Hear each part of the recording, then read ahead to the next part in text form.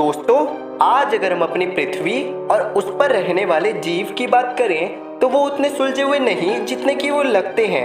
उसमें आज भी ऐसे कई रहस्य छुपे हैं जिसका जवाब सोच सोच कर साइंटिस्ट आज भी अपना सर पकड़ लेते हैं। तो आज की वीडियो में हम कुछ ऐसी ही मिस्ट्रीज के बारे में बात करने वाले हैं जिसका जवाब आज तक कोई नहीं दे पाया। तो स्वागत है दोस्तों आप सभी का एक बार फिर फैक्ट मिनिस्टर चैनल पर। ज्यादा टाइम की बर्बादी ना करते हुए चलिए शुरू करते हैं आज का एपिसोड जिसका नाम है सोच विचार। Fact number 4। दोस्तों, आप लोगों ने कभी ना कभी टाइम मशीन के बारे में तो जरूर पढ़ा होगा या उसे किसी ना किसी साइंस फिक्शन मूवी में जरूर देखा होगा और उसे देखकर आप लोगों के मन में ये सवाल जरूर आता होगा कि क्या कभी इंसान टाइम मशीन बना पाएगा। तो मैं आपको बता दूं, इस कॉन्सेप्ट की स्टार्टिंग एक popular novel the time machine से हुई थी जिसको कि 1895 में H.G. वेल्स के द्वारा लिखा गया था।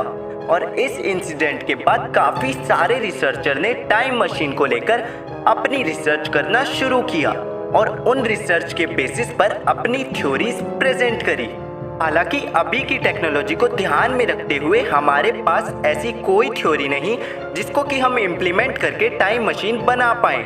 गैरी टी हॉरोविट्ज, जो कि यूनिवर्सिटी ऑफ कैलिफोर्निया में एक प्रोफेसर हैं, उनके मुताबिक समय में यात्रा करना सिर्फ बुक्स और मूवीज तक ही सीमित नहीं रहने वाला, ये उससे कहीं ज्यादा है। और अगर आपके मन में अभी भी ये सवाल आ रहा है कि क्या अभी की टेक्नोलॉजी को ध्यान में रखते हुए टाइम मशीन बनाना संभव है, तो इसका जवाब है नहीं। मगर इसका मतलब ये नहीं कि टाइम मशीन बनाना पूरी तरह इम्पॉसिबल है। इन प्रोजेक्ट्स पर आज भी कई रिसर्चर अपनी रिसर्च कर रहे हैं। Fact number 3। दोस्तों, अब हम जिस टॉपिक पर बात करने वाले हैं उसे आपने कभी ना कभी अपनी लाइफ में एक्सपीरियंस जरूर करा होगा, मगर उस बारे में सोचा कभी नहीं होगा कि हमें सपने क्यों आते हैं और क्या हम अपने सपनों को कंट्रोल कर सकते हैं। और क्या आपको पता है, एक रिसर्च के अनुसार साइंटिस्ट को यह भी पता लगा है कि हम अपने देखे हुए ड्रीम्स में से लगभग 95% ऑफ ड्रीम्स भूल जाते हैं। तो अगर हम अपने ड्रीम्स की बात करें तो वो भी कई तरह के होते हैं, जैसे कि day dreams, lucid dreams, nightmare और बहुत से। मगर उनमें से ल्यूसिड ड्रीम्स कुछ ऐसे ड्रीम्स होते हैं जिसमें कि आपको पता होगा कि आप सोते हुए सपना देख रहे हो, जिसकी वजह से आप अपने सपनों के कैरेक्टर्स, एनवायरनमेंट और हैपनिंग को कुछ हद तक कंट्रोल जरूर कर सकते हो। और कई रिसर्चर्स का ये भी मानना है कि जो भी कुछ आप सपनों में देखते हो वो आपके ड्रीम्स और डिजायर को डिस्प्ले करता है और कुछ हद तक आपकी लाइफ से जरूर जुड़ा होता है। ऐसे ही कई रिसर्चर्स आए और अपनी अपनी थ्योरीज प्रेजेंट करी, मगर मैं आपको बता दूं कि थ्योरीज और परफेक्ट एक्सप्लेनेशन में बहुत फर्क होता है। और इसी के साथ ये सवाल आज भी सवाल बनकर रह गया कि आखिर हमें सपने क्यों आते हैं। Fact number 2। दोस्तों, आप लोगों के मन में कभी ना कभी ये सवाल जरूर आया होगा कि जब किसी इंसान की डेथ हो जाती है तो क्या होता है, क्या डेथ के बाद भी कोई लाइफ है। तो मैं आपको बता दूं, वैसे तो कई डॉक्टर्स ने इस पर अपनी अपनी राय दी, मगर हाल ही में critical care and research centre New York के डायरेक्टर डॉक्टर सैम पर्निया ने इस बात को एक्सप्लेन करते हुए कहा कि डेथ बहुत ही ज़्यादा कंफर्टेबल होती है। और उन्होंने ये भी कहा कि डेथ एक कंप्लीट प्रोसेस है, ये कोई ब्लैक एंड वाइट मूवमेंट नहीं है। डॉक्टर पर्निया एक ऐसे डॉक्टर हैं जिन्होंने कई लोगों को मरते मरते हुए बचाया है, और जो लोग ठीक हुए उन्होंने ये बताया कि वो लोग खुद को खुद से अलग होते हुए देख रहे थे जिस समय डॉक्टर्स उनका इलाज कर रहे थे।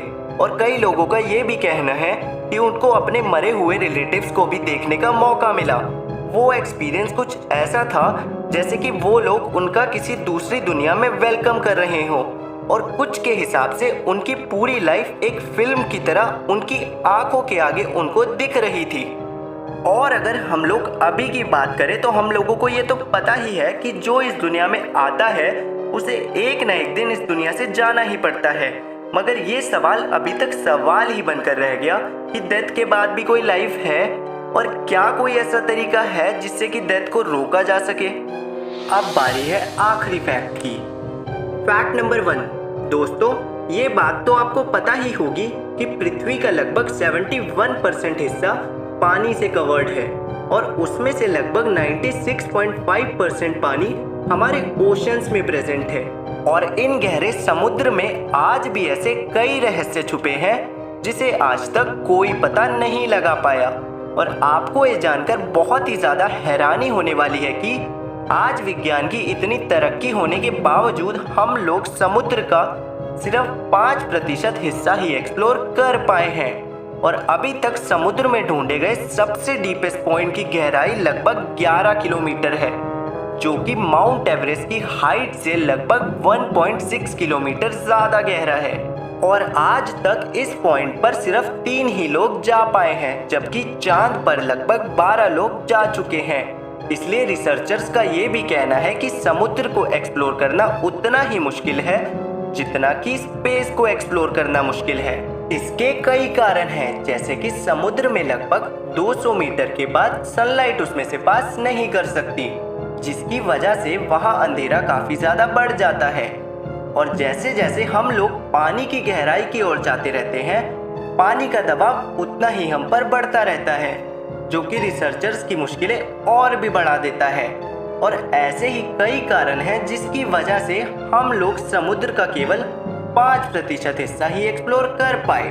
तो दोस्तों, इस फैक्ट के साथ हमारी आज की वीडियो खत्म होती है। अगर आपको हमारी वीडियो पसंद आई तो इस वीडियो को लाइक ज़रूर करें और ऐसे ही इंटरेस्टिंग फैक्ट्स के लिए इस चैनल को सब्सक्राइब करना ना भूलें।